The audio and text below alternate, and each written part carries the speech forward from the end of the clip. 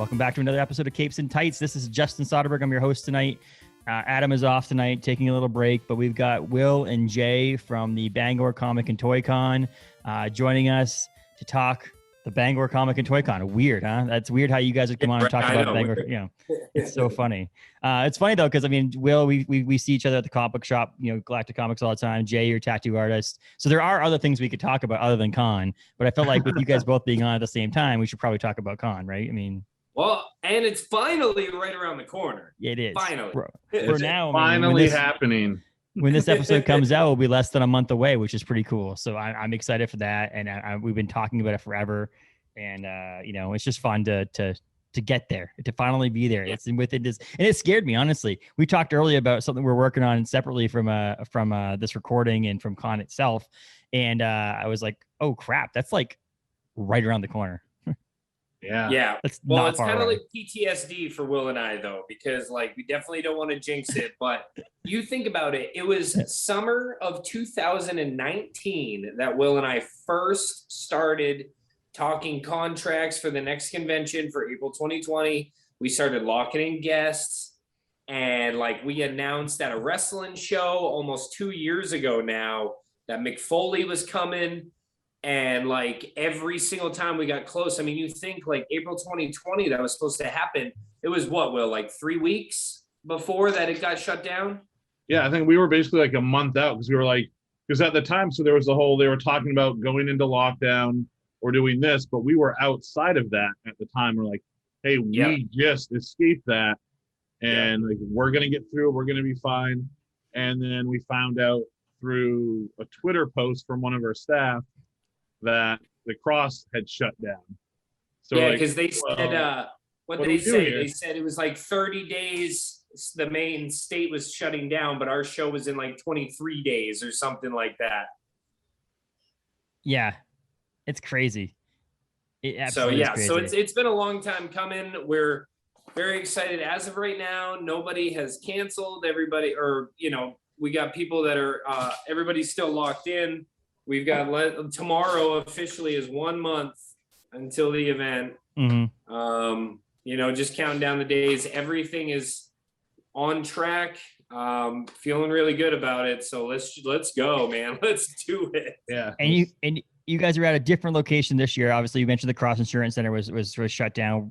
We're having the cons at the Bangor Mall and on Stillwater Ave in Bangor, which is crazy to think about. You know, you and I, all three of us, we used to walk through there, go to Hot Topic, hang out, you know, just literally get dropped off at the mall to just hang out for hours and hours. Now someone's actually probably going to get dropped off by their parents at the mall to hang out for a few hours over the weekend. It would be like some of these kids that may be young enough to not realize what the hell that is to actually walk around the mall and do something at the mall. Or God forbid, remember, you used to like sit down on the floor and security would come up and kick you out. And now it's like, wait a minute, like we're bringing people in to hang out at the mall for 3 days. Now people go, why do I have to go in there? Oh, yeah. Now there's a Comic-Con there. We'll go there for the Comic-Con. Yeah. And hopefully it brings people back in, reminisces a little bit about like what the old days of doing stuff at the mall. And maybe we can further the visiting the mall aspect of it and bring back the mall, the vibrancy of the mall would be kind of cool on that aspect of it. Yeah, I mean, because you guys are at the mall, obviously you're at a bunch of different stores. Will, Jay, you guys have been there hanging out, doing some demolition, some cleanup and stuff like that. So it's not ready to go like a Cross Center would be. You actually had to do some work for this, right? Yeah. But it's worth it though, because one of the biggest things that's nice about this time is we're so used to where you basically rent out a spot and then you plan, and then you get like one day, like the first day, usually we start late, you set everything up, you go, you tear down, you're done. But like here, the biggest thing that's really nice is our volunteer meetings and everything. Actually, we get to actually do stuff. We get to actually have a plan, say, tonight we're working on this, we're going to try to accomplish this. And then we do it. And then the next time we're like, all right, tonight we're working on this. Where before you're just kind of like, okay, everybody, remember that we're trying to do this, right? Remember we're doing this on the day. But I'm hoping that I really feel confident, but I feel like with the amount of work that we've already gotten done and what we have planned to do, that, you know, that week before the convention is going to be butter for us as far as being set up. And I'm really looking forward to that. The freedom of this is just so different. Well, like when you were at the cross center, how long before the actual event were you allowed to be in there? Day of. The day of.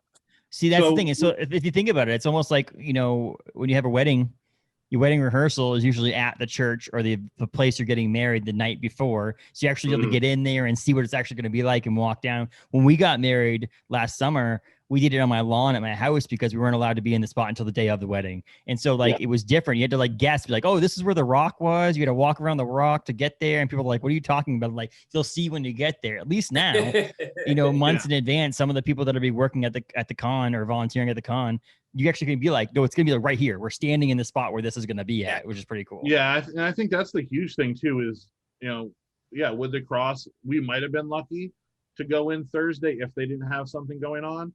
But even then, usually they were still setting up. So the first time we saw anything was typically Friday morning when we would go in, and then it would still be like, okay, fingers crossed. The fire inspector has to come in and do their walk and make sure everything's green lighted from them, and then we're good to go. Or we have to have them rush and move all this stuff around while they wait and hope that what we do now clears it.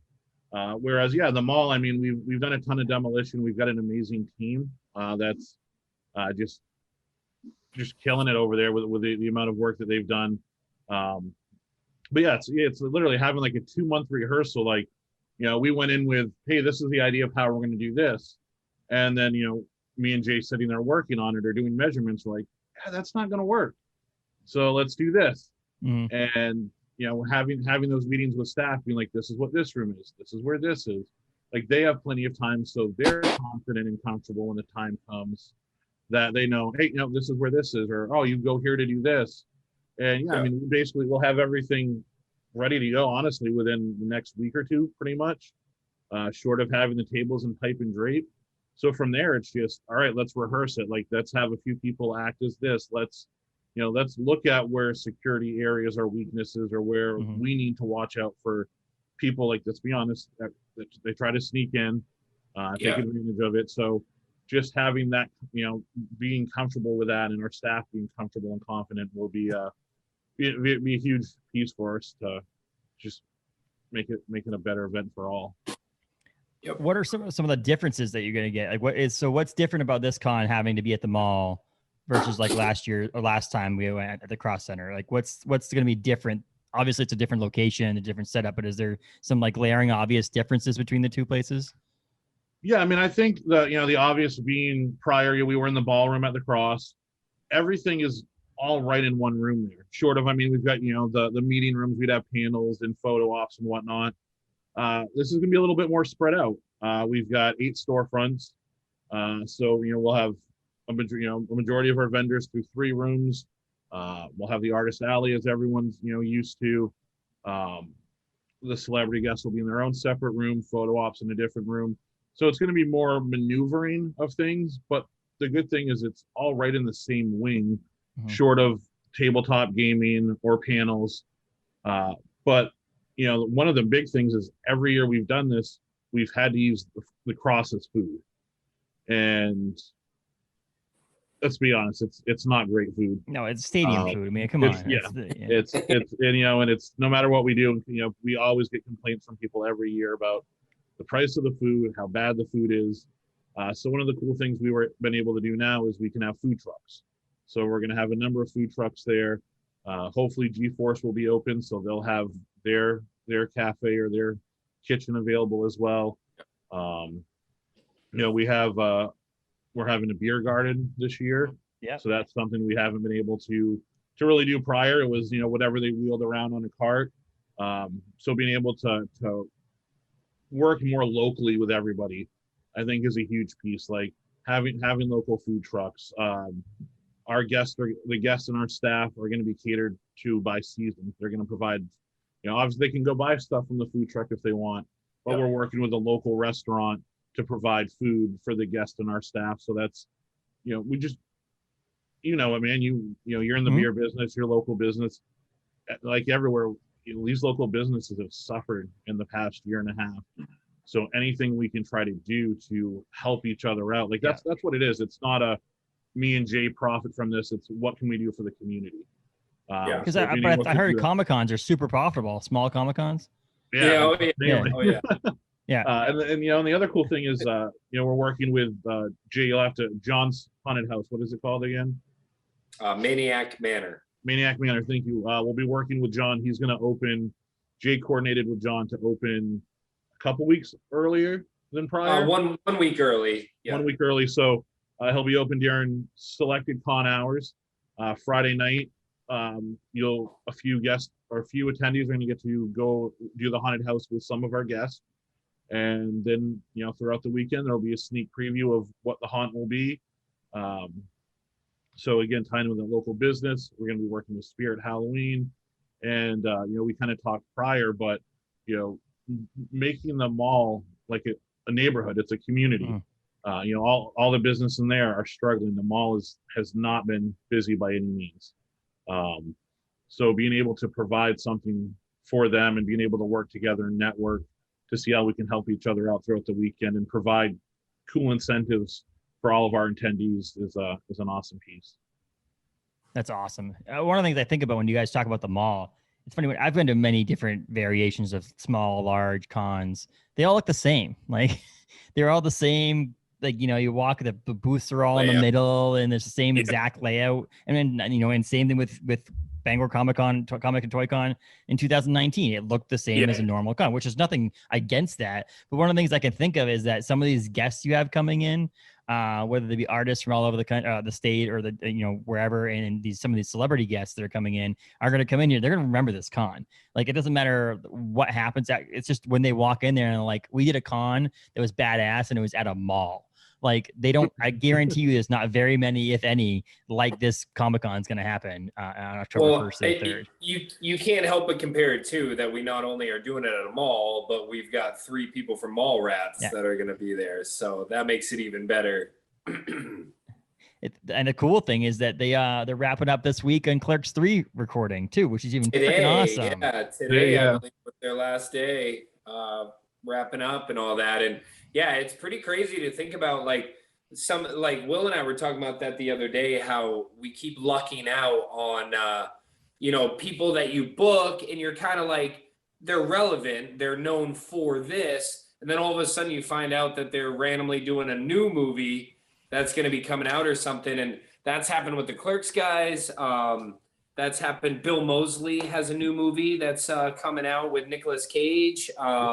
We've got some people already locked in for next year that have new movies coming out like now. We've got Kane Hodder, who we announced recently. He's got a new Friday the 13th movie coming out soon.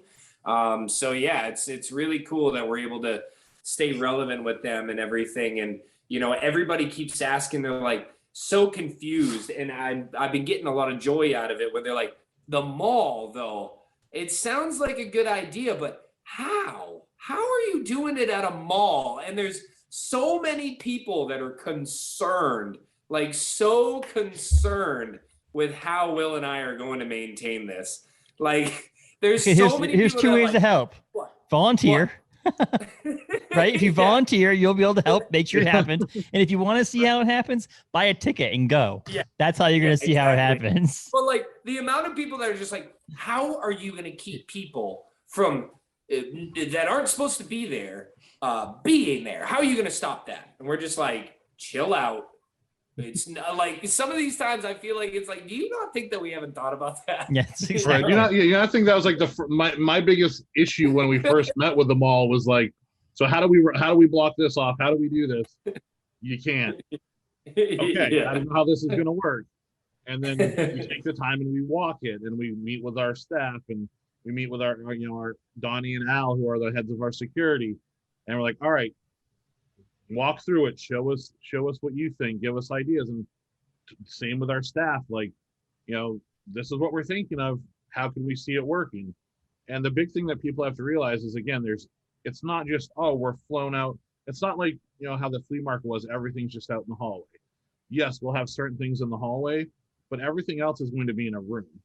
They have gates, they've got doors, so they can easily be staffed by somebody checking, just like any other outdoor or concert or any event where oh, I need to see your wristband. I need to see your badge. Like, these are all things that are going to be in place. But back to your point on, the whole Clerks thing, I definitely breathed a sigh of relief finding out today that, this was kind of their last day of filming, because the guys have had to cancel a few of their past conventions. And I was sitting here like, anybody can cancel. We know it happens. But for the love of God, do not let it be these three guys. It's like Brian and Jeff just had to cancel a West Coast appearance. They did? 2 weekends ago, Jay had to cancel. He was supposed to be at Astronomicon, and he had to cancel because they were filming. So I was like, for the love of God, do not let us lose these three. Yeah. Because that would Well, suck. I was thinking about the exact same thing, because I listened to Kevin Smith's podcast. He has a Fat Man Beyond, and he was doing his recording. He does it live now. He used to do it at the Cantina in California, but he has now Smodcastle in New Jersey, which is actually in the same exact building as the Quickie Mart. It's at the end, like one's on one side, and the other side is now Kevin Smith's new podcast studio. Nice. and live podcasting place. It's actually in the same building, which is freaking awesome. Just to think how full circle that is. But they do live shows there with like 20 or 30 people in there and so on. And the last live show they did before the starting of the filming for Clerks 3, they had everybody wearing masks because there's a COVID-19 doctor on staff basically given to them by the studio, basically saying that if anybody on staff, anybody, cameramen, actors, anybody gets COVID-19, they're shut down for 2 weeks. They're just shut down. They cannot record for 2 weeks until it's figured out. And Kevin Smith's like, so basically they had everybody in the studio wearing masks because they're like, we can't risk this. Kevin's like, I got them to convince them to actually make Clerks 3 and give me $10 million or whatever it is to make this movie. I don't have 2 weeks to actually do this. And all I could think of was like, just a 2 week delay could have screwed up, one person on the freaking boom mic holder getting COVID could have actually screwed up them coming to Bangor Comic and Toy Con. Yeah. Would have pissed me off. Like, honestly. Tell me about it. It's insane. But the funny thing is that if this would have happened, like, so we did say this was April 2020 was this con, right? I mean, like, let's be honest, like we've been pushed back this far. All this stuff wouldn't have been out yet. And I'm even thinking to the point where like, some of it obviously was delayed due to the pandemic. So it went hand in hand. But like, I'm thinking even like Ben Bishop and the Last Ronin, like Last Ronin actually didn't come out until October of 2020 in the first issue. So now he's got, by the time Comic-Con comes up, there'll be 4 issues of the comic book out. So actually people are actually going to be able to bring their comic books to the con and get them signed, which they would not have been able to do back in April of 2020. So some of this stuff is like, it's just like, it sucks. The pandemic is very bad, obviously, everything. But on the other side of that, there were other things that would have happened that would have been insane. Like, I'm just going to throw it out there. We were slotted to have Peter Laird and Kevin Eastman's first reunion back together. Like, we had spoken, we had Kevin booked, Peter was down, we had Ben, we were going to do like a movie Jim and Steve party. We would have had the reunion of all the 4 original TMNT artists. Yeah. And like, so that is, I don't know when that's ever going to happen, if it does, but now that's kind of over. And then Jeff from Clerks, we were going to be like his second convention ever. So that would have been huge. Huh? And it was his birthday that weekend. I think it was his wife's birthday that weekend. Was it? It was one of their 2 birthdays. Yeah, because they said something because they asked about. Oh yeah, because we were gonna fly. He was gonna fly her out. His wife out with him because it was her birthday weekend. But yeah, we had that, and then on top of that, with the reschedule, we were gonna bring in some Tiger King people, and then we had the producers from Tiger King emailing asking if we were willing to bring in a few more people. Then they would come and film for the second season of Tiger King at our convention. So, and then that's just gone. Well, here's the question now. Does anybody actually care about Tiger King anymore? True. So when we announced it, it was huge. That would have been huge. Like, blah, blah, blah, blah, blah. The only time I've seen it in the news recently was what's her face? Carol Baskin sold the land.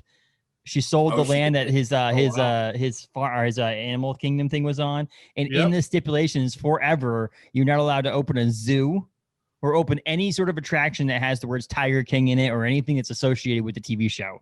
The person who bought the land had to basically say they couldn't use it to exploit that stuff. Oh yeah, to say it's lean on or something like that. Exactly. So, but yeah, I will say though. Oh, go ahead. Sorry. No, it's just things are bad and things are good, obviously, but in the end, there is some big positives that come out of this. And Kevin obviously has talked about coming into FutureCon and things like that. So it's like we're gonna be able to get him at some point. But yeah. Yeah, I think on the other part too, like kind of lucking out. Like, there was a lot of great things that were going to happen then, but I mean, like we just said, you mentioned, we mentioned Clerks 3, mentioned Ben with The Last Ronin, but then we also got to add in Mickey. We added Mickey James. We added guys from My Hero, which is the biggest anime out there. My Hero's newest season just came out.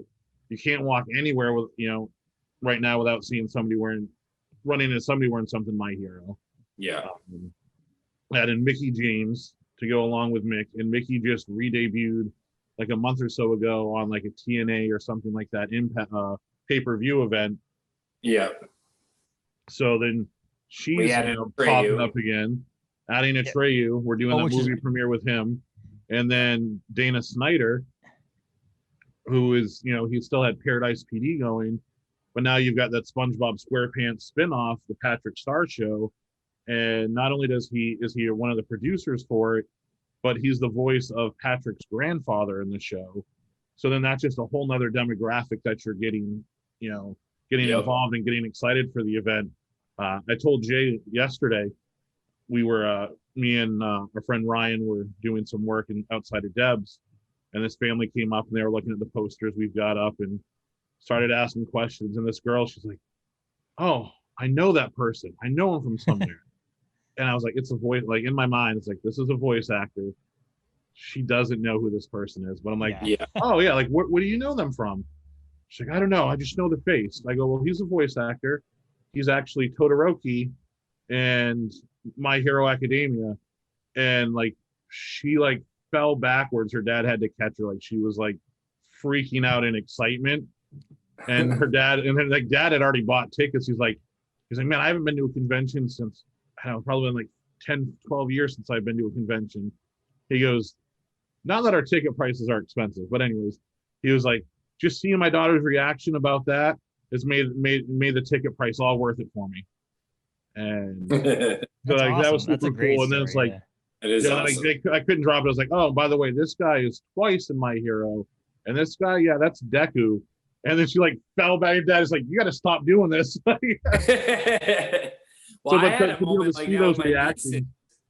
Like I have my wife's brother's daughters, and like it felt really cool being that cool uncle there because my niece Ariana was walking by with a T-shirt on that was My Hero, and I looked down. I was like, oh, geez. I was like, you're wearing a My Hero T-shirt. I was like, do you know that I have voice actors from that show coming to our convention in October?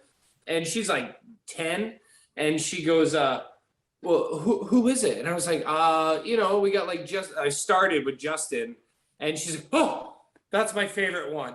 And I was like, and immediately her grandmother's right there next to me. She's like, how much is that?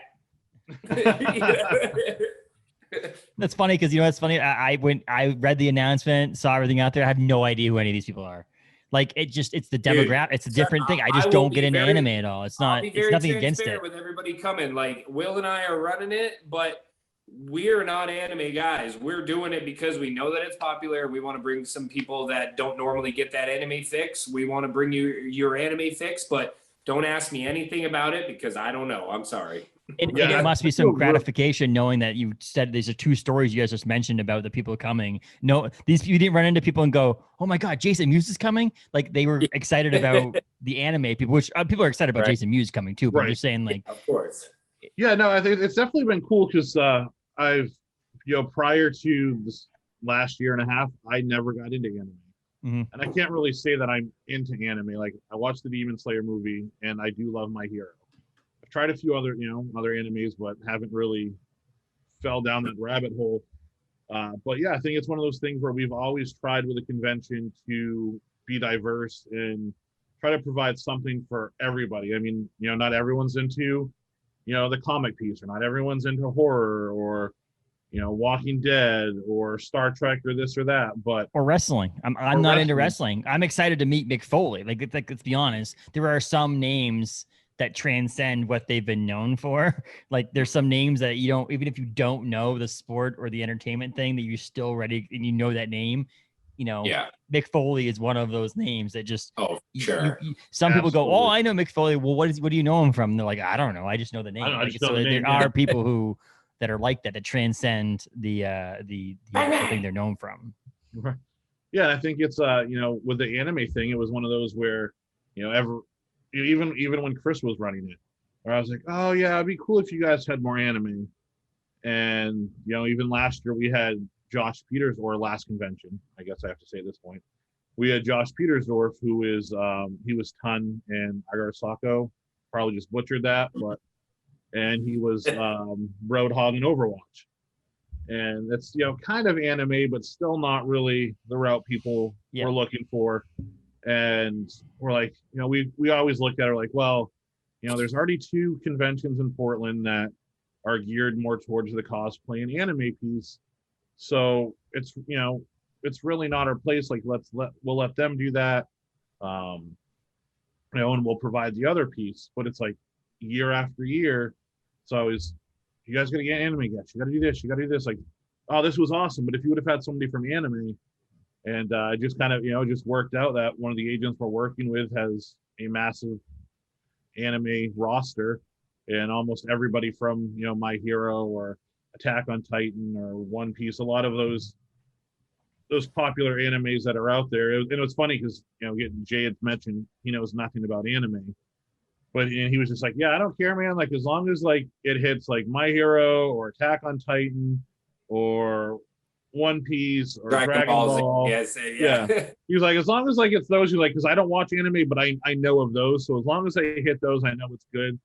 And I was like, well, all 3 of those guys hit at least 3 out of 4. And he's like, good enough for me. Yeah. Yeah. And like one of them's been in all of those. It's like, yeah. Yeah. Oh, burp there. Ooh, that was a weird one. A burp. But so, and the funny thing, so I've been watching Comic Book Men again. It's weird. It's like, I don't know if anybody else out there knows what Comic Book Men is. I can explain a little bit about it, but it's basically Pawn Stars for comic book nerds and pop culture. Yeah, I used to watch it a lot. I love that show. And so I have them all on my computer, and I was just watching them. And at the beginning, Taylor kind of made fun of me. She's like, haven't you seen this show like twice? I'm like, yes. And it's like, I don't understand how it's a show I can rewatch over and over again. But I just sucked into it. And now I'm like 5 seasons out of 7 seasons in, and I'm just watching it. And there's small things that have been coming up, which are kind of funny. Obviously, Jason Mewes makes an appearance quite often on the show. Brian O'Halloran came on the show at one point, was a guest on the show, and then they also did their little podcast thing they do they're in between commercials and things. And but there was a guy who came in with a Mexican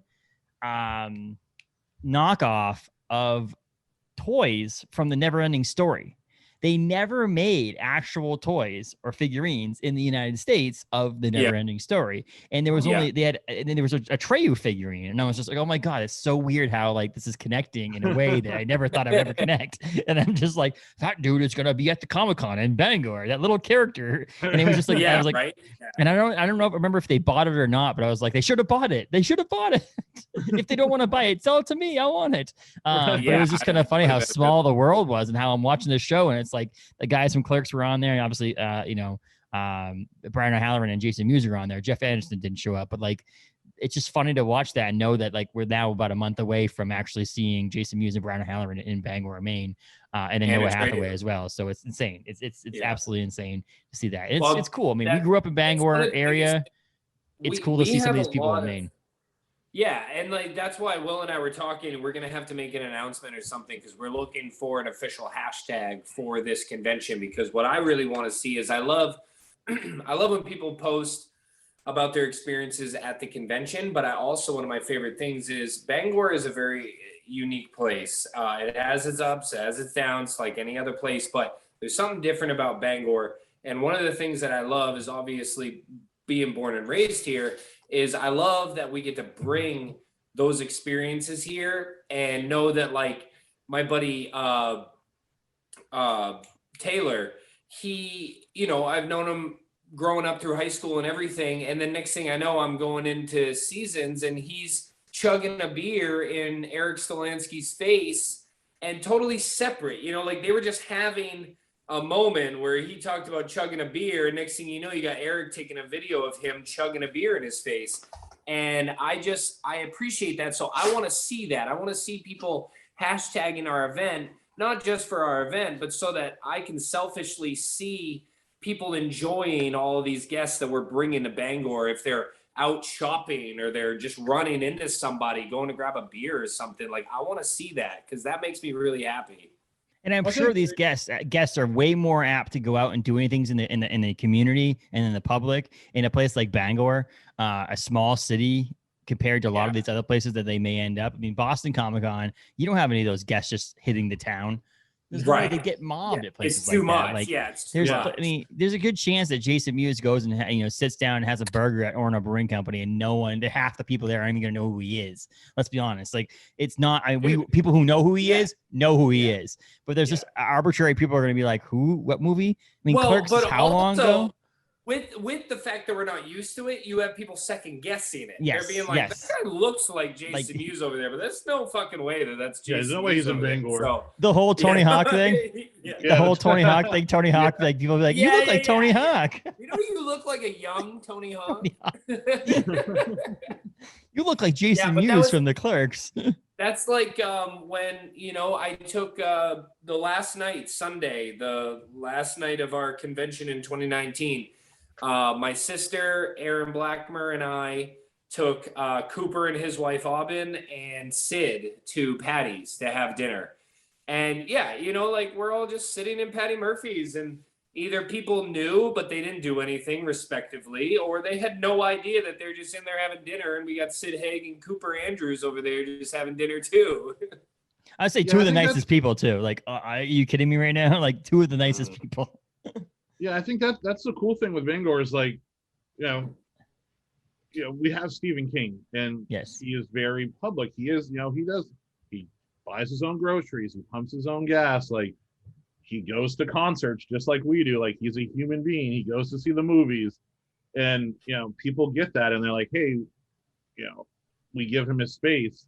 So I think that's one of the pluses of here. I mean, yes, Bangor is obviously a much smaller city, but I mean, we have guests that we fly in early, and we take them to Bar Harbor for a day, and we go adventuring, and see Thunder Hole, and Sand Beach, and those things that they wouldn't get to see any other time. And it's that cool experience for some of our staff who get to join us, or one of our buddies, Nick Renfro, huge into vinyl records. He would take, he took we had a couple of the guests from Twin Peaks last year, and he took them downtown shopping, and they're just walking through downtown Bangor and hitting flea markets and shops downtown and just enjoying it. And we do a private dinner for all the guests Friday, but then we do an after party where they all just still come and hang out with their fans, or we're like, oh, let's go to this restaurant tonight, or what even Colin Cantwell, the guy that's known for creating the design for the Death Star and the Millennium Falcon and the X-Wing and Y-Wing and Sandcrawler and all these things. They asked me if they had some time. They were like, hey, there's a coffee shop that we saw downtown. Will you drive us down there? So we loaded them up in the van, drove them downtown, and they went to that coffee shop next to the Charles Inn and dropped them off. And I was like, I'll see you guys later, and they just had the time of their lives being able to just sit down at that coffee shop and kind of relax, And I guess that's the benefit too. We talked in the past when you've been on as guest and when I've been on your guys' show too about small cons versus big cons, and like your local con, your regional cons, like this one is sometimes, I'm not going to say better, because obviously when you go to Boston Comic Con, you're meeting some of the elite of the elite in the pop culture world. Yeah. Unless they have this. But the thing is here, there's no artist, guest, celebrity, anybody that's coming to Bangor Comic Con that's too big.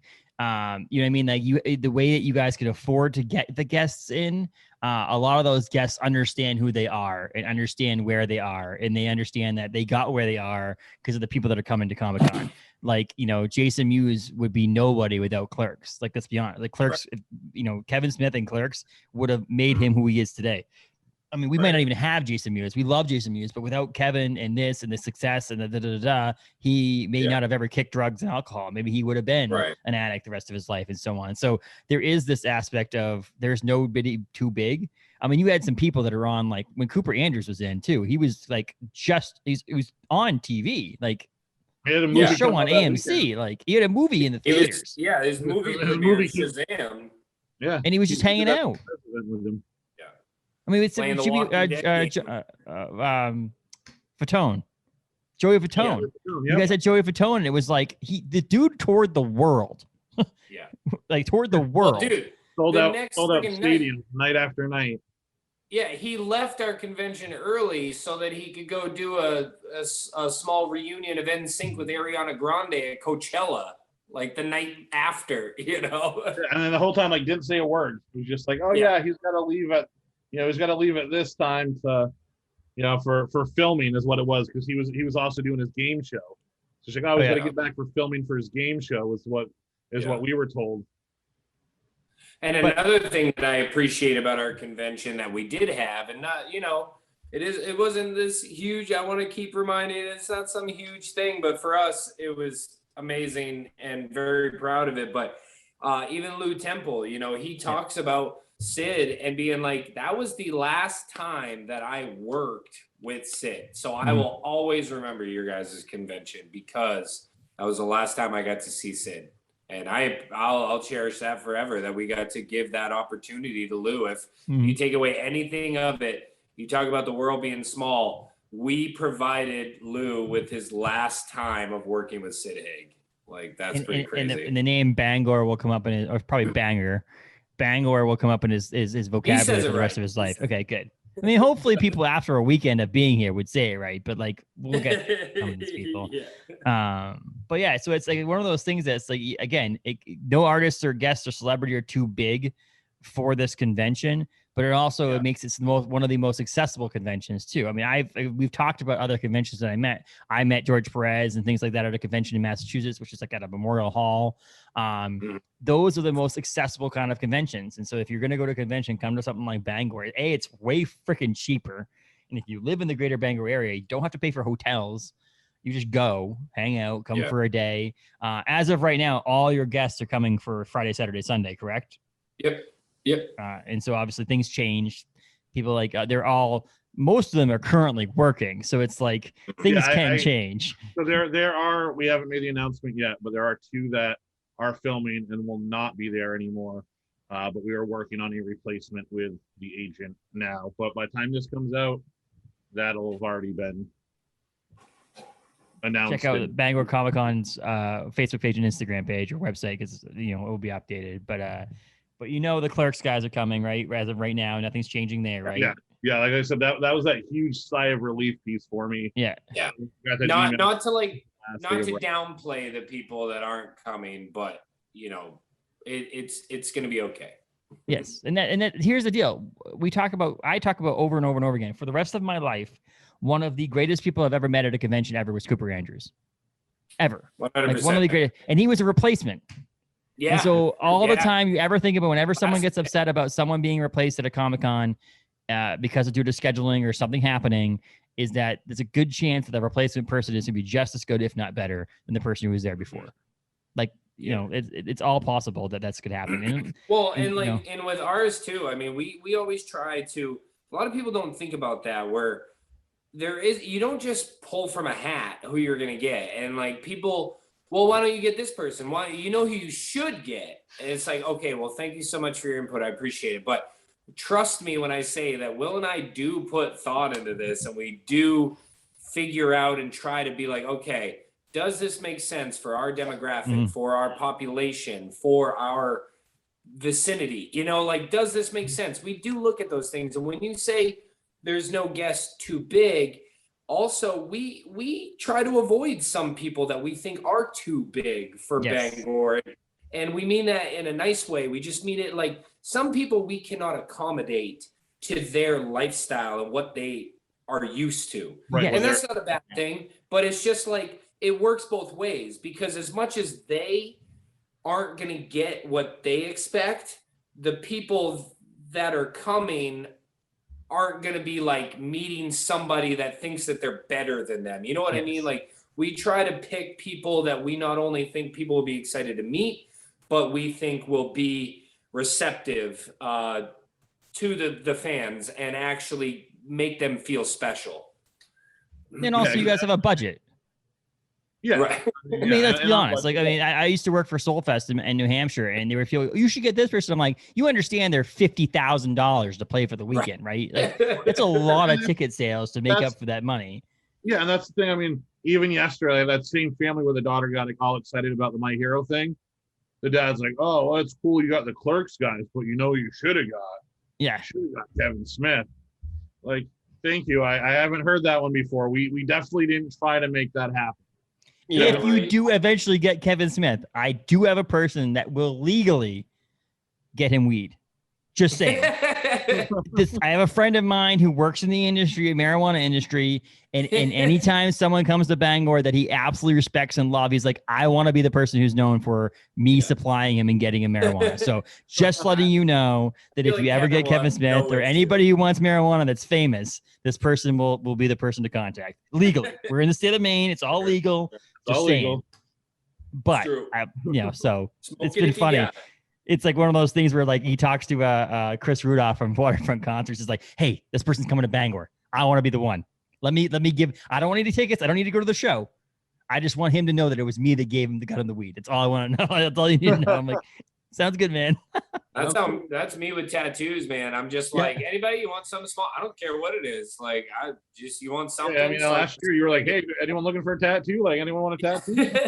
And hopefully you've got one lined up. Like, I'm hoping, man. I'm trying not to jinx it, but I got somebody on the hook. We just need Scotty Young, man. It's all we need. I know.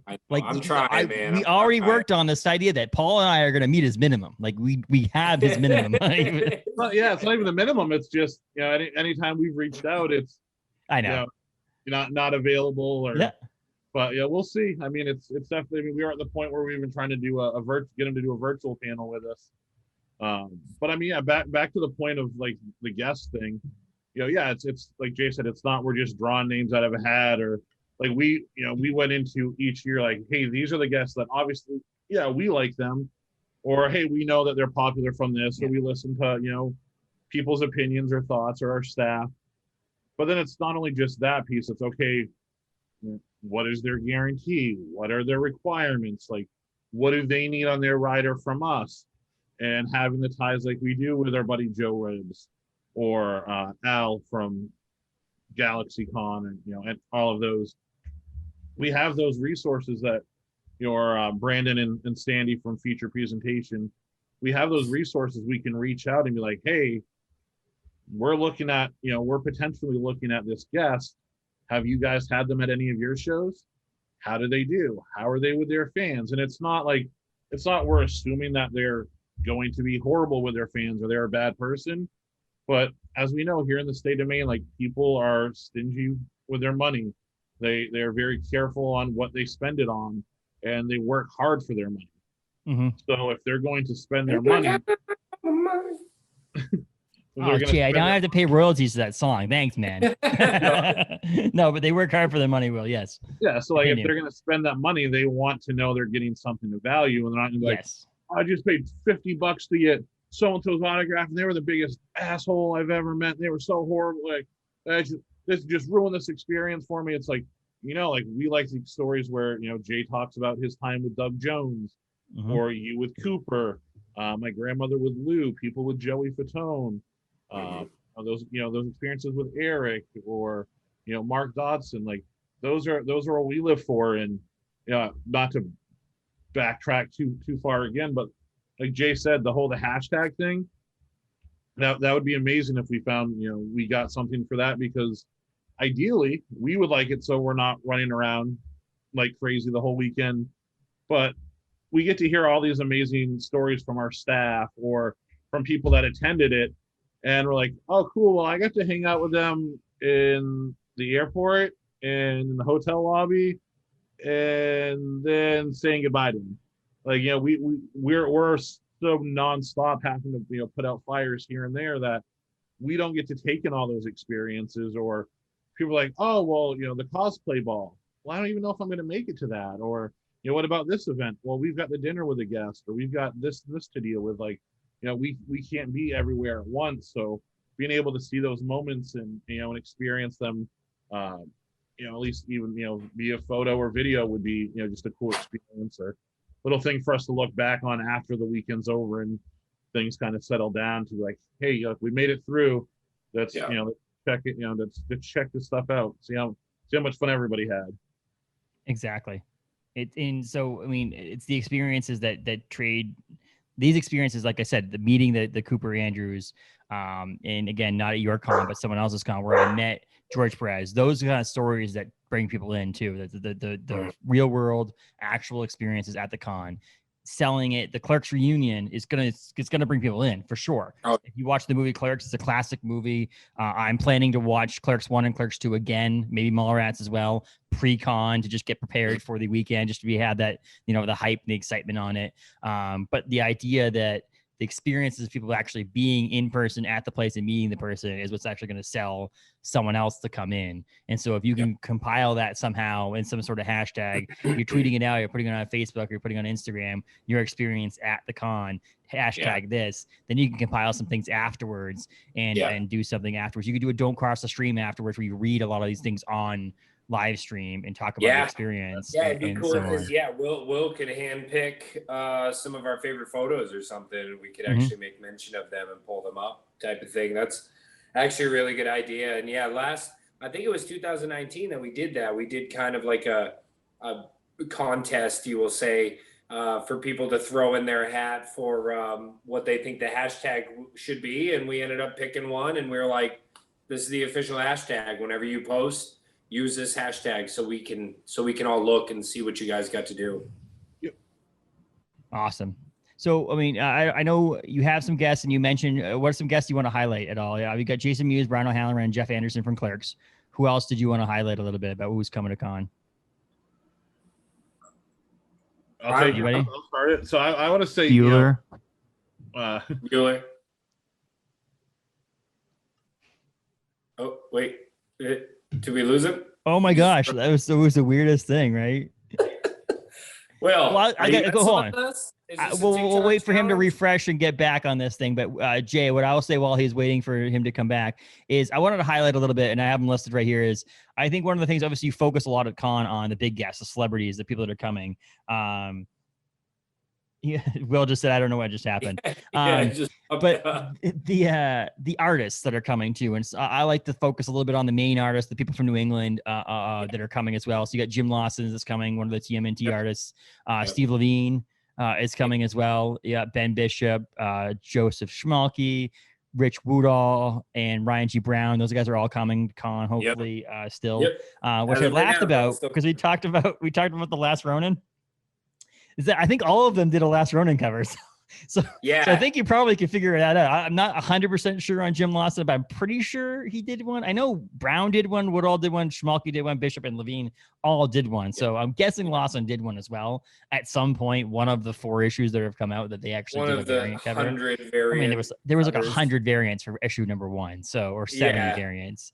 But it's kind of cool to see that there are all those people coming in. It's kind of cool to see that there are some serious Jim Lawson's or Steve Levine's. Those are the diehard, those are old school TMNT people. Ben's been more recently a TMNT person. But those are cool to see those guys, but also the idea that, I mean, Teenage Mutant Ninja Turtles, there's nothing more in New England than that, really, for us as fans. And having that, it's because it was created in New England, it was built in New England, and now is, there's a touch here and there on the New England people. But also, like, I met Joseph Schmalke at Galactic Comics in Bangor. He was on the podcast before, but I met him in Galactic Comics in Bangor when they did the signing there. Was that your first time? I met him in person. I talked to him before that on the podcast, but in person was the first time I ever met him.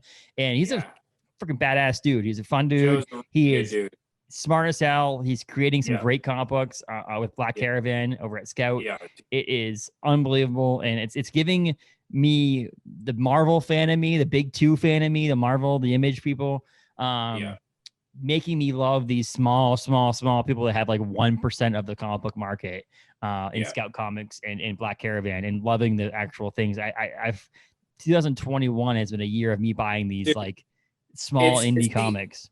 It's actually pretty insane if you think about it, because like you don't, like when you're right into it, you don't really realize that like how insanely big it is. But if you Yeah. think about Black Caravan, Scout Comics, you think about Joe, Rich, all those guys, the team that they have, there's so many of them, Sean and Ryan Yeah. and Steve Levine in there and everybody. Like there is such this army of these collective minds, and it's unbelievable what they're doing. It's like everybody keeps talking Ninja Turtles and all that, but Black Caravan, man, like it's unbelievable what they have that's about to happen. And the fact that we're even not like part of it, but like we got the first Murder Hobo Yep. release color. We have the official first color release of Murder Hobo as a series was us. We got the first printing. The fact that they want to work with us more, the fact that Joe is so transparent with us and lets us know what's coming up and who they're signing with and what, it's unbelievable, man.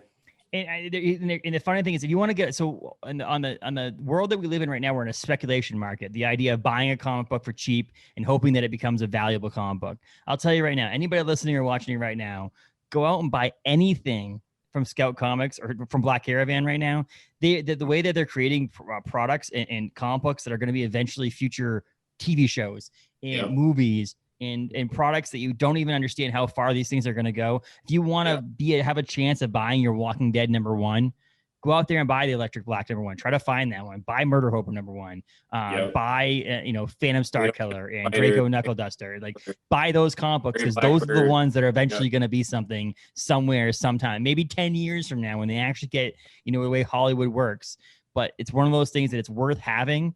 And, and right now, if you buy the comic book in the next few weeks, you can bring it to con or buy it at con, because I know Joe and all those guys will have them, and get it signed. And then it's worth even more money eventually down the road. I know some people don't care about that. And the speculation market is kind of like in the comic book world, like people shouldn't be doing this. But I'm telling you right now, if you're looking for that next thing, I will put my money on it. I'd rather put money on Schmalke and what he's doing over at Black Caravan than on the stock market right now. I'll tell you that much, or Bitcoin or any of that stuff. I'll tell you, I just feel like that's going to be rate of return on investment with that dude. I feel like anything that guy touches right now is going to be gold. Same thing with Ben and Ben Bishop and those guys over there at when he does his split decision comic books stuff is going to go some places too. We're still waiting for the aggregate too. So if Ben's listening to this, just let you know. Ronin, like all that they got going on, man. It's insane. I don't know what Ben was thinking. He went to Hawaii on vacation. He should have been working on aggregate too. What the hell?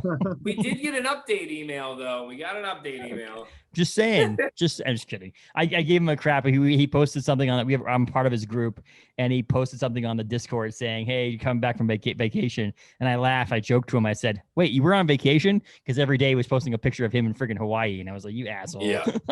We all want to be Hawaii right now. Yeah. Right. Well, welcome back, Will. Yeah, I have no idea. I had like a whole power surge in my office. So listen, man, some of us get technology, some of us just don't get it. I understand. Fair. It's part of it. No, but when we were missing, we went on the tangent on the artists that are coming. Your Jim Lawsons, your Steve Levines, Ben Bishops, and so on. Justice Smoking. What are some other guests that you want to highlight that are coming as celebrity guests or other guests? Yeah, I mean, I would say having Judith Hogue be there, the original April O'Neil, and working with Feature Presentation. They're doing all of our photo ops.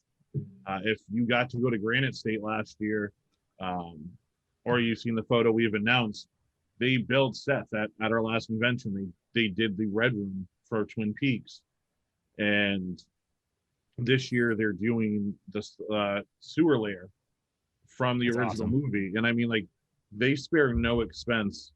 I mean, right down to the poster, the posters on the wall, the VHS tapes, like they mimic everything, so it looks exactly like what you saw on the screen.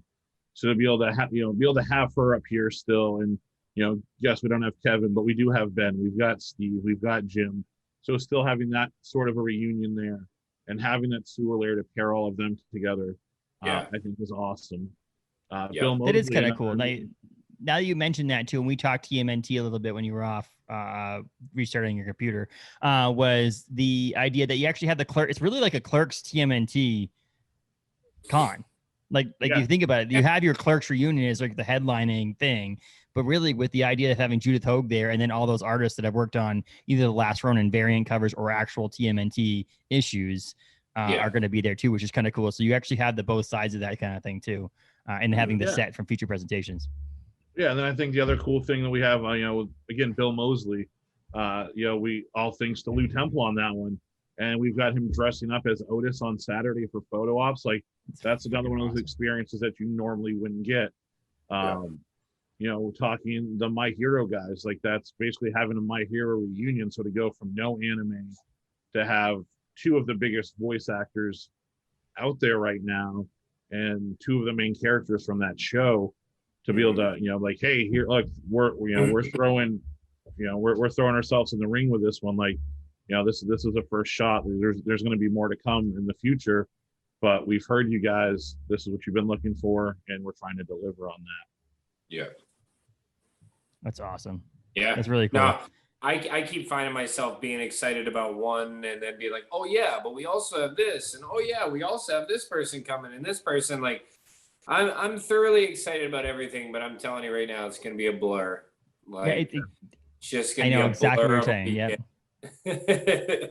It's the same thing. I try to remember, like when I got mentioned, I worked at Soulfest. I worked like 4 Soulfest things, and that was a weekend. I mean, 100,000 people came, and I met some of the bands that I respected and loved over the years. I met the Chariot and guys like those, and I remember meeting these people, and I remember like seeing them, but the entire I don't remember, like there's a whole experience of being at that weekends are a blur. Like it's just like it moves so fast, you're doing so much, you're putting out fires like you mentioned, you're trying to do this, and it's like, and actually for you guys, in all likelihood, the more of the memories you're gonna get for you two is gonna be the oones that are not even at the con. It's gonna be doing something else, like the dinner or something, driving them from the airport or whatever. Yes, like the breakfast with Sid. Yeah, exactly. Which is a cool story you guys get. Yeah, but hey, real quick, if I can go back on the celebrity piece. Yeah. Another one that I really want to highlight.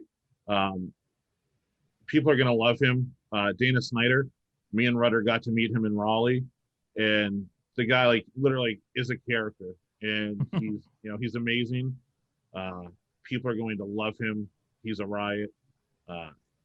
He went from one of those where he was somebody that if you knew him, and you'd go to his table for his autograph or whatnot. But then he was one of those where people that didn't know him, like, oh, I'm going to go check out this panel because it's something to do. And after his panel, he goes back to his table, and there's just a flock of people that are now like, oh, I just met this guy, and he was doing a panel drinking beer and talking with me. So I want to go hang out with this guy, and I want to buy his autograph because of that. And the last one, again, this won't come out until next week, but we'll still share it on here. We've named our artist alley in memory of Michael Mitchell from Mitchell Comics. An amazing gentleman. Was at every convention we'd ever did, be it BCTC, Halfway Con, Pine State, any of those. He always showed up. He had passed away last year, and we've been in talks with his wife, Michelle. And we just said, hey, if you ever have any interest, first off, we asked if, hey, Michael meant a ton to all of us. And we would love to be able to honor his memory by doing this. To which he was, very gracious. Her and the family agreed to let us do that. But then it spilled over to the fact she's like, I still have all of this stuff, and I haven't done a show since he passed away. Like I've had no interest. But BCTC and Granite State Con were our home shows. They were family. And she goes, and if I come back to any event, I want it to be your guys' show. So I said, look, if you want a table, we will give you a table. So Michelle and the family will be coming out. One of his sons will be there with her Friday, one will be Saturday, and then I think someone else will be there with her Sunday. But this will be her first appearance doing anything since Michael's passing. So I really want to highlight, people, please go see her, go support her. Don't give her a hug, give her a hug if she's okay with it. Don't give her a hug, whatever social distancing she's plays it. But she's an amazing human being. Michael is amazing. So please, if we're going to highlight any artist, I'd really like to make sure people make their way over to see them or see her, and just, catch up with her and say hi and, support her and her family. Yes, absolutely. Love that. It's an awesome thing you guys can do. And again, that has something to do with a small con. The idea that you're not this massive, you're not in, in Boston, a smaller con has this ability to do things like this for people that mean a lot to you guys and stuff like that. So that's pretty cool. That's probably our best compliment we've ever gotten from people when it comes to our convention. We have so many people that say that. They're like, it feels family friendly, like you can actually take the time to meet somebody and you're not being herded through, like, don't do that. Don't stand there. Put your hands down. Put that away. Look forward. You're just like, Sign and go, sign and go, sign and go. You're looking too long. You're staring. Stop staring. Stop staring. Yeah, all of a sudden you're picking up a photo. You're like, that just happened. I'm in the photo. You but sure? I don't You sure you didn't Photoshop that in? And like, Right. Well, it's like Matt Osborne, one of the agents. Jay and I have worked for the convention for 4 years prior to us running it, and we're like, well, we hope this is going good. We hope we're doing a good job. And sitting there with Matt and a few of the guests and agents Saturday night. It was Saturday night, just in the lobby having drinks. And Matt was just like, hey, he's like, first time we'd ever met him, you guys are already like family. He's like, I'll be honest, like, your guys' show was run 99% better than any show I've ever been to. And I mean, this guy travels the world with these agents, with these guests doing events. So to sit here and be like, hey, what you guys are doing, the way you're doing it, like the care that you guys put in. He's like, I saw you guys running around literally with money, like with, each with money bags when people were upset about a photo op or that a certain guest that, Ryan Hurst wasn't there and they didn't know. You could have just been like, sucks to suck. Like that's how conventions work. People cancel. Like, we're just as bummed out as you are, but you guys were taking money out of that bag and giving people a refund, or you were running around like the Cooper with one of the girls' photo ops. You guys like, spur of the moment, put this, this plan into place, and just seeing like not only your care and love for the guests, us as agents, your staff, but the attendees. Like, he's like, you guys have been like, oh, I got your money. Why do I care at this point? But you guys don't do that. And he's like, it speaks volumes. So those are just really awesome things for us to be able to hear. That's awesome. That is again, I will preach it every time you guys come on here, because obviously you guys will probably be on here again before the next one. Is the idea that there's something about regional cons that you won't get at any of these big cons. I mean, the goal is, and you watch the TV shows and you see the internet, that San Diego is the Comic-Con.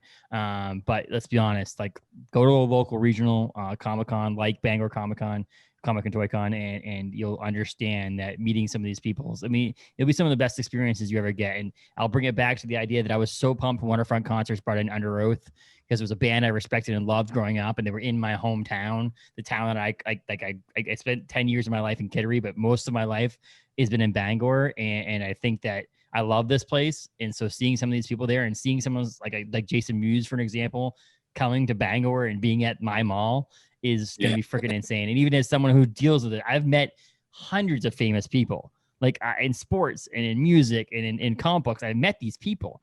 It still is an awe. And to you guys, it's probably still an awe when these people show up. It's still like new and pinch me kind of thing, that these people are actually in the town that you guys live in. Well, and also on top of that, like for Will and I, it's a very unique situation, because it's not like we're their boss, but they are working for our convention. Like Sid, that was the biggest thing. He's like, I'm here to work. Every time that we tried to be like, you want a break? You want this? You want that? Nope, I'm here to work. And that's when you realize, you're like, well, yeah, no shit. Like, we're contracting these people to come in as our guests. They need to make a certain amount of money, this kind of that. And you're just like, Yeah. I mean, I'm not like your boss for the weekend, but you are coming to work at our convention. So it's very strange when you have them asking you, is this cool? And you're like, why are you asking me if it's cool? What do you mean? Oh, yeah, I forgot. We're the ones running I'm in it. charge. Holy shit. Yeah. Who did this? Who let this happen? Who let Jay and Will be in charge? You're still pinching yourselves about that one. Like, who the hell let you Yeah. guys be in charge of this stuff?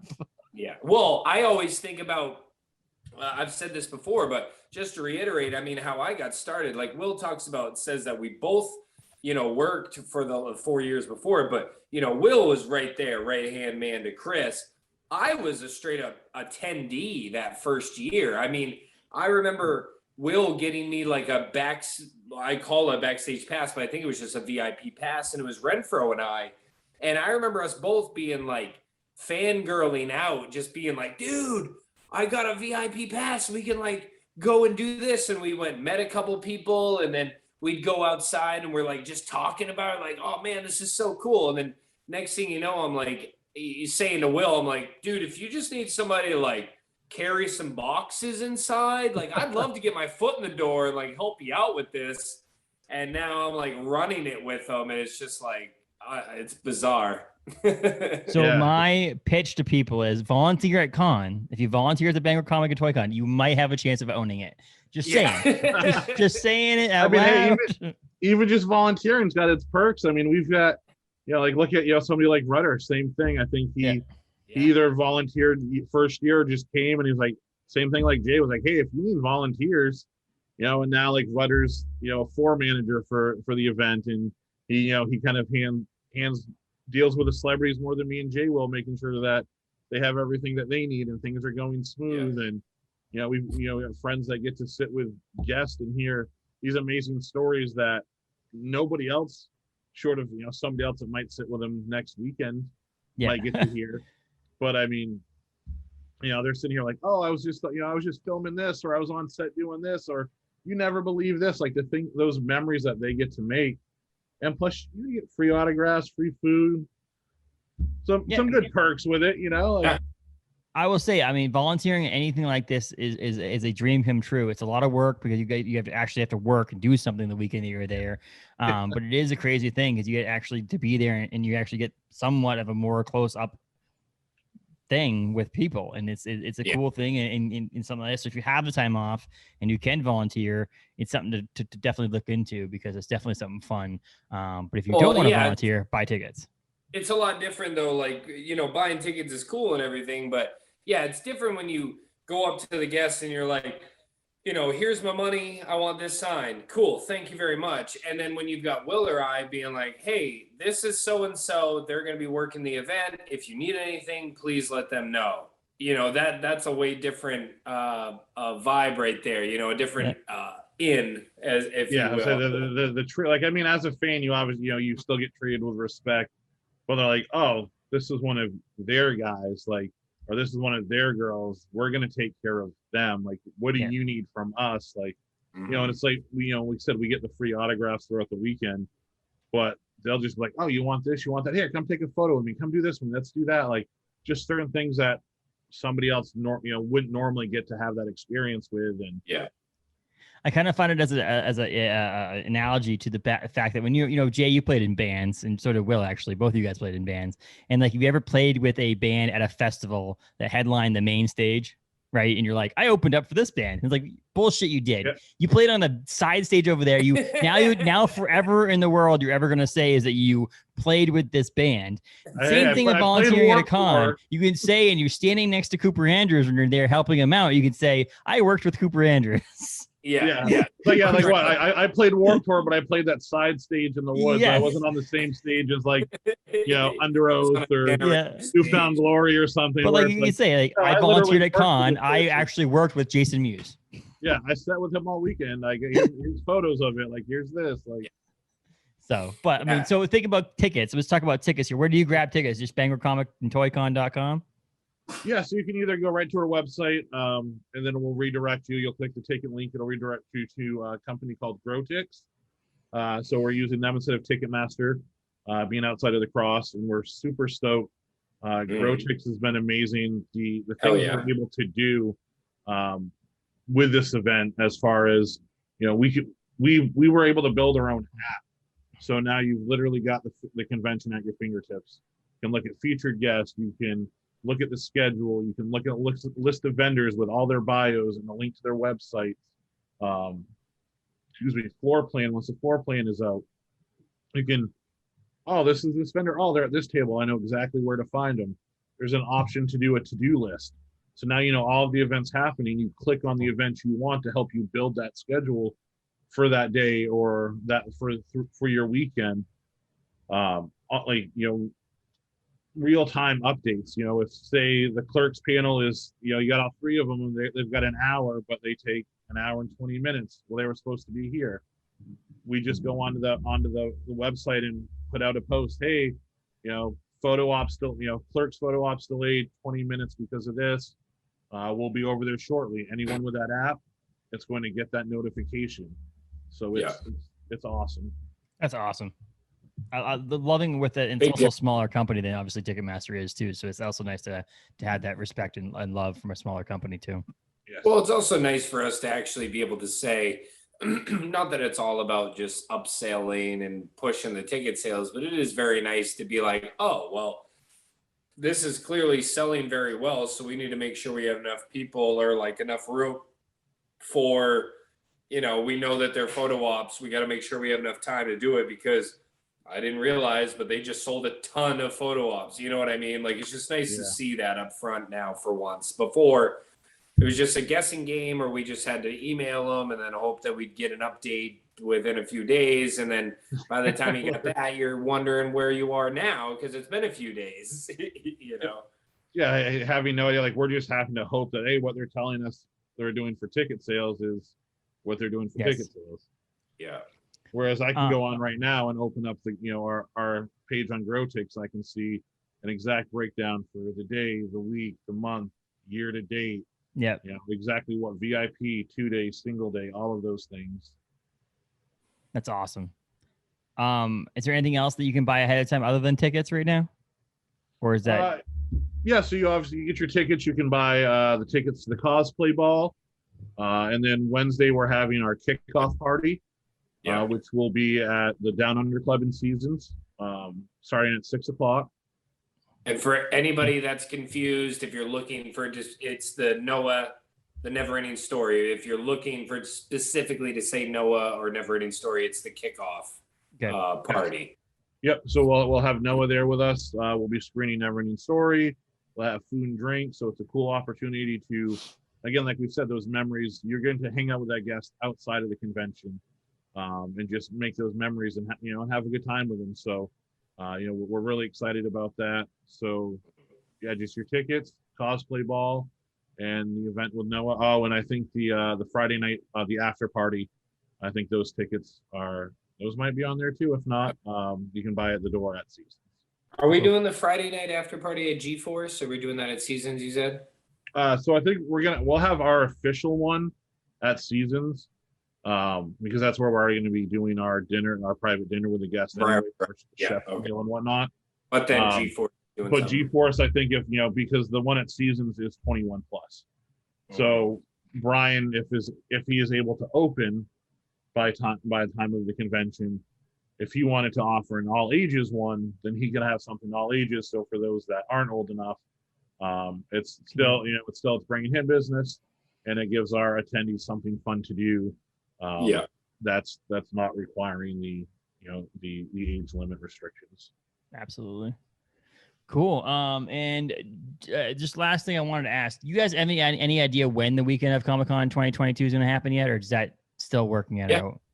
No, we have dates all picked out. I know it's not. We're focusing on this year. We're October 1st through the 3rd at Bangor Mall. Tickets at Bangor Comic and Toycon.com. Yep. But also, hopefully, the world will be back to normal by then. So April of next year, is that right? Or so it should be April. The plan is as of now April 22nd to the 24th. Cool. Plan is to still be right at the mall. We'll see what happens. And as Jay kind of alluded to earlier, we announced Kane as our first guest for the 2022 convention. Yep. That's awesome. I'm so excited, dudes. Yeah, you have no idea. I'm super pumped. I'm pumped to be getting back to doing some actual live things and some things in person with some people and being out there. And I'm pumped to meet some of these celebrities in my hometown, which is awesome, which is really cool for us here at, our podcast is based in Maine. Obviously, we reach a lot of other people as well. But, when something like this happens in your own backyard, it's some of the coolest things. Well, you're part of the family too, man. So, I mean, you'll be right there with us. You're welcome to join us in pretty much everything that we do. And the company I work for as well, Orno Brewing Company, will be there slinging some beers for you guys. Anybody who's 21 plus can have a beer, buy a beer at the con too. We'll have a little pop-up shop. Will, just to let you know, those banners are coming in Friday. So we'll be able to hang some banners up that say we're going to be there that weekend. Those would be kind of cool to hang up and get there, as well as we have something else in the works as well, but we'll get into that at some point too. We'll have to do a small little thing when that actually gets figured out. Definitely. We're working on that. Yep. It's kind of funny how today was a day that we talked about that this morning, and we actually were on here tonight too. It's kind of like a weird, right. You guys were always on my brain. You're always, Will and Jay are always up here. Yeah. Oh, I was gonna do another copyright for you. Sorry. Oh, there you go. And I'll actually see you, Will, Jay. I mean, before the Comic-Con, because I think we have an appointment. Oh, do we have one? We have an appointment. So look at that. Me and my brother got one a couple weeks prior. And I gotta figure it out because I think it's gonna be a Ben Bishop. I think it'd be the first. I mean, since the first tattoo you did, it's or actually we did this one too, but like it's not a Scotty Young. I think it's gonna be a Ben Bishop. And then I gotta figure out a time to come after con because I want Ben to sign, and so you can tattoo the signature as well. So we gotta figure that out too. In the hotel room, and then at the end of that night, I'll just real quick we'll do that tattoo. That's awesome. So Ben can be present. You can lick it afterwards. Exactly right. Well, it's funny. So I'm getting ahead of myself and I'm posting things on our Instagram, like getting things scheduled up to the scheduling program I have to post things on those weekends. And one of the days I want to highlight the artists. One of the days I'm going to highlight the guests. One of the days we're going to highlight us being there, serving beer, and hopefully recording a podcast. And I did the guests. And one of the pictures I used for Ben Bishop being at Comic-Con was one of the pictures he posted of him in Hawaii. And he's like on the beach, like laying down with like a sun hat on, sipping a mixed drink. And I'm like, that is the epitome of who Ben Bishop is. Like, that's a perfect picture to show who the artist showing up to Comic-Con is that dude. Yeah, I mean, think about it. I mean, when for Halloween, he dressed up for their live stream with Kevin Eastman. He dressed up as freaking 1987, 86 Kevin Eastman, which is so freaking awesome. So good. Yeah, it's perfect. Absolutely perfect. So, yeah, I mean, I'm super pumped. Everybody should go October 1st to the 3rd, Bangor Mall. This year, the Clark's dudes are going to be there. That's the big one. Definitely check that out. Jason Mewes being in Bangor is gonna be freaking awesome. I can't wait, dude. I honestly can't wait. Snoochie. So close, man. A month from tomorrow, man. Yeah, that's awesome. So, and then BangorComicAndToyCon.com. You can find them on Instagram and Facebook as well. Buy some tickets. Honestly, go to the opening, the kickoff party too. That's pretty badass. Like, do that for sure. Do all the extracurricular things too. It only happens. I mean, there's gonna be another one in 6 months, but like, it only happens once a year, really, for these big ones like this. Like, take the opportunity, save up some money between now and the end of the month, and actually get there and do some of these things, because this is awesome. You're going to kick yourself afterwards if you miss out on this, honestly. You're going to see all the pictures on the internet of people doing things and meeting these people and hanging out and getting these autographs and photo ops, and you're going to go, I should have gone, and it's going to be too late. Because let's be honest, this is not like the waterfront concerts where the same country artists come every couple of years. It's basically these guests come to Comic-Con. You guys likely aren't going to see these guests for a while. Like this, if anything, if they ever come back, it's going to be years down the road. So if you miss out on meeting the Clark's dudes or Judith Hogue or something like that, or Mick Foley or whatever, you're going to miss out. So you should definitely drive states away to find them. Mm-hmm. Yep, absolutely. This is an opportunity you're not going to want to miss for sure. That's right. Well, we appreciate you having us on the show, man. Yeah, absolutely. Absolutely, man. I love to pitch anything else you guys have, but I don't, because I know, Jay, you're too booked up with tattoos anyway, so I can't pitch you at Forecastle. That's stupid. And anyway, every time I pitch you for a tattoo, it takes away from me.